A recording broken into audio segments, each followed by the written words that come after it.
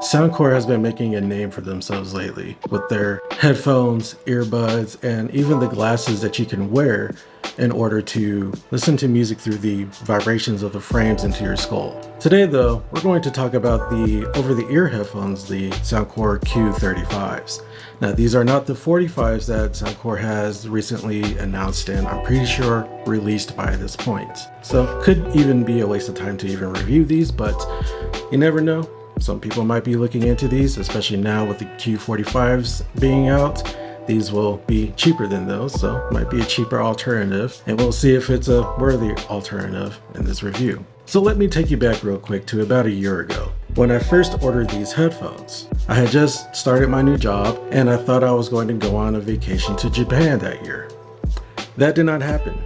So now I've had these headphones for I think a little over a year at this point, and since I got these, they've been promoted to being my work meetings headphones or doing chores or anything around the house headphones. In terms of audio coming from a non-audiophile such as myself, they sound fairly good for the price. These headphones, they have the ability to play high-res audio in wired or wireless mode, and they support LDAC, lossless audio. Honestly, I couldn't really tell you the difference between the high-res audio and the lossless audio, but I did test the lossless audio through my M1 MacBook Pro, the new 16-inch one that came out that's supposed to have LDAC support through its headphone jack. And these headphones do come with a 3.5mm headphone jack that connects to both the headphone itself and whatever piece of audio equipment that you want to listen to audio through.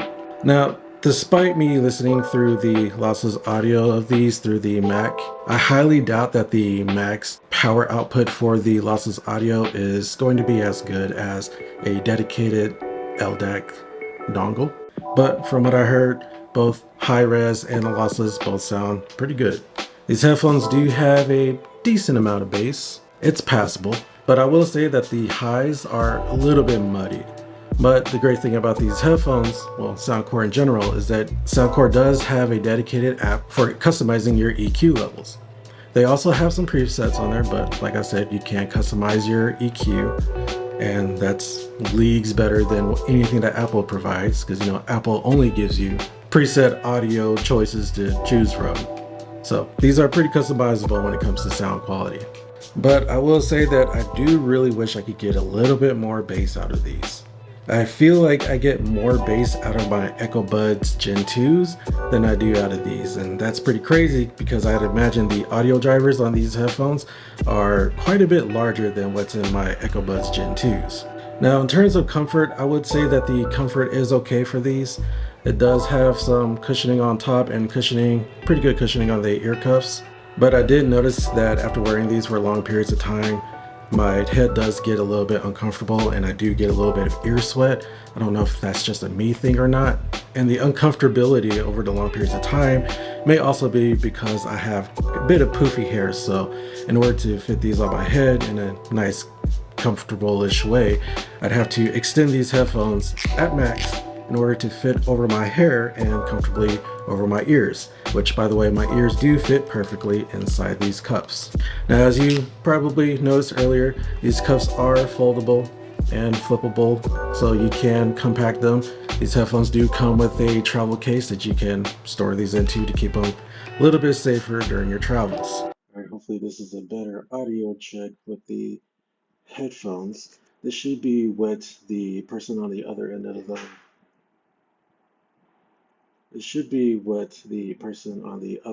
line will hear whenever you're on a phone call with them and you're using these headphones to talk to them.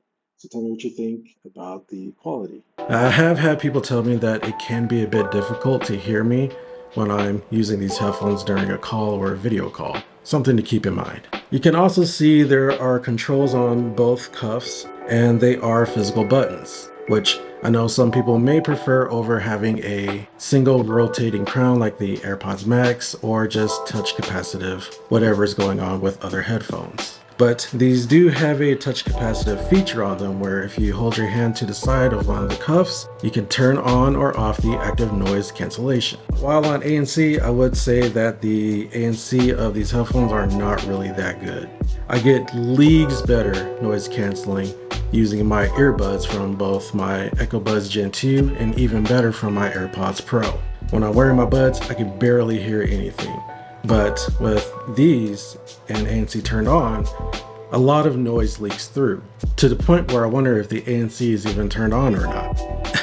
But there is an easy way to tell if the ANC is turned on or not.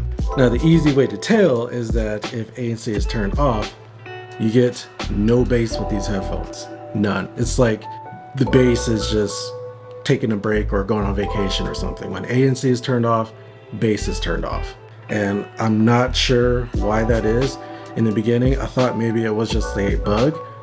And towards this point, I started wondering if it was a feature. And at this point, I'm thinking it is a feature because these headphones have never been updated to keep the bass going when you have ANC turned off. Now, with the new Q35s coming out, I'm kind of wondering if they did fix that or if it's still a feature with those headphones where if ANC is turned off, then the bass is turned off. But so I guess we'll see what some of the reviewers have to say about those, and maybe me if I end up getting a pair. I'm not sure yet if I want to get the Q45s or not. Now, for a quick thing on the battery of these, I would say that the battery is absolutely amazing.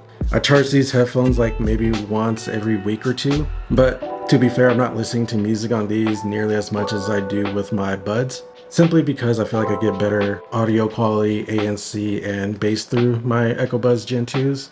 But whenever I'm going outside to work on something or going somewhere, I do wear these headphones so that I have a nice indicator of me not really wanting to interact with anybody, or if I'm doing anything around the house. But I do have several meetings throughout my typical work week, so it's not like these never get used. I use them maybe a couple hours a day for my work meetings, so they still have incredible battery life for how much I use them. Now, for the real bad reason of why I would say you should skip these headphones and maybe go with a different brand such as Sony or Bose is usually at this point, reviewers will go over how flexible they are. They'll kind of bend these headphones all around just to show, they're pretty flexible. They can fit pretty well to the ears. I'm not going to do that. The reason being is because, not sure if you can see that, but they're broken. Yeah, pretty badly busted. And it's not like I gave these headphones a very rough life. They usually either stay at my desk or at my bedside table. So for them to get to this point after just a year of use is pretty bad and unusable for some people. Because with this being broken the way it is, when I put it on my head, it'll clamp down on my hair, and when I try to take it out, my hair will be caught in it and occasionally pull some strands of hair out if I'm not really careful about it. So all in all, if you are okay with getting these Q35s, I will have a link down below in the description for you to pick them up. It won't cost you anything extra. It'll just give me a little bit of a kickback. And I'll also put a link to the Echo Bud Gen 2s down below, which I would highly recommend over these if you're okay with having earbuds instead of over-the-ear headphones. But if not, if you need the over-the-ear headphones, these will be linked down below. I'll also link down below the Q45s that just came out. I'm not sure how good they are yet. I'm not sure if I'll get a pair to review or not. So I guess buyer discretion with those. It seems like they may have improved on the Q35s with the 45s in terms of quality, hopefully with audio. It's typically how upgrades to technology works, but I would still highly suggest either go with some Sonys or Bose, especially because they are probably the gold standard when it comes to active noise cancellation, unless you want to get some AirPod Maxes, but those are pretty expensive in comparison, unless you get them at a nice sale, which Amazon does typically have sales for them. So I'll leave a link down to the AirPods Maxes down below as well. As it is right now, I believe there's like a 33% off sale going on with them right now, which puts them just about on par on price with some Sony WXM4s. But these will work for you as long as you keep in mind that you may need to replace them in about a year and you're okay with that. The audio really isn't anything to write home about. Like I said, I believe I get some much better audio quality through my Echo Bud Gen 2s. So anyways, that's my review for these headphones. If you liked the video, leave a like down below. If you didn't, leave a dislike. If you have questions, ask them down below. Subscribe to the channel. I do have some more reviews planned. Just takes me getting to them and some updates to my course that I'm selling on Udemy and Skillshare that I need to get out as well. So anyways, catch you in the next video. Bye.